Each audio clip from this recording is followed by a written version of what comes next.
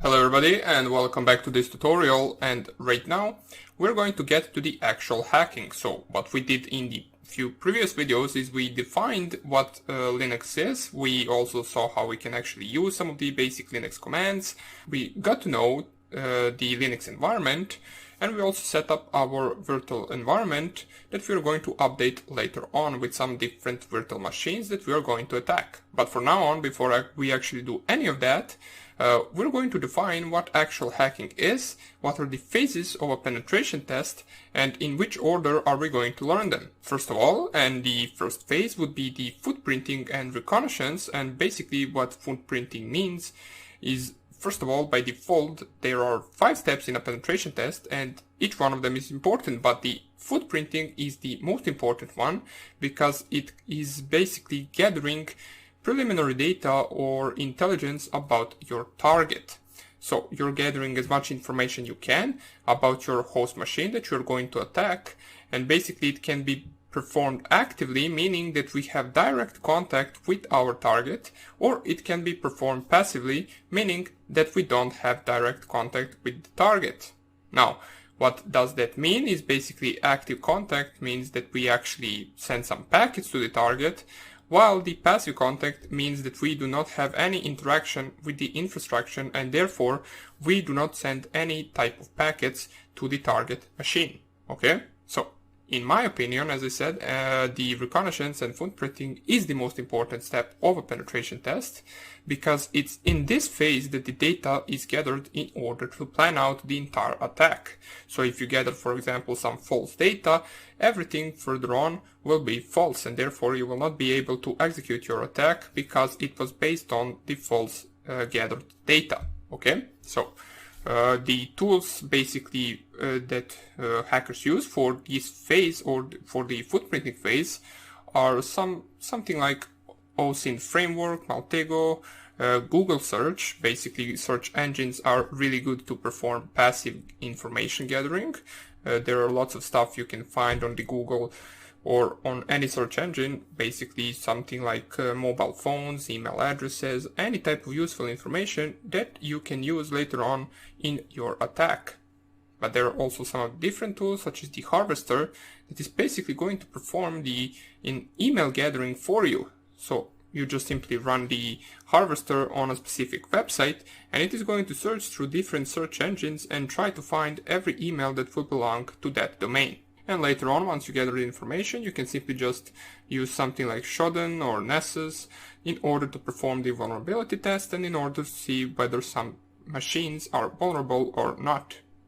Okay, so that would be a little bit about the first phase. The second phase, which is similar to the first phase, is scanning and enumeration.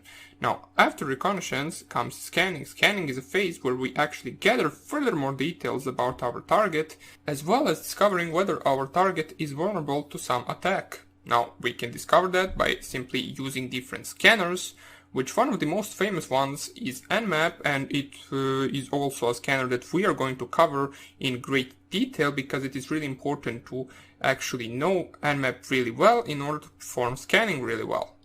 It provides us with different options to perform our scans, from basically changing the size of our packets to bypass IDS and firewall, to sending different types of packets from a spoofed IP address. Now, there are also different options you can take, such as, for example, only sending the SYN types of packets, only sending the ACK types of packets, which is just a part of a TCP connection. You can perform the full connection, you can perform the connection or connectionless scan using UDP packets, so that is also something you can do.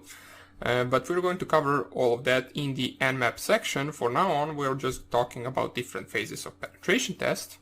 The third phase, which is the actual phase where we gain access, is called the exploitation phase. Now, it is simply just gaining access, because gaining access basically requires taking control of one or more devices in order to either extract data from the target or to use that device to then launch attacks on other targets. Okay, so different tools can be used for this, or different tools can be used for different targets, should I say. For example, Gaining access to a wireless network can be performed using AirCrack tool, which we also going to cover. It is used in order to actually brute force the hash of a password and get access to that network. But for example, gaining access to an outdated Windows 7 machine can be done with Metasploit framework tool using Eternal Blue NSA exploit. So the fourth phase would be maintaining access or creating a persistence.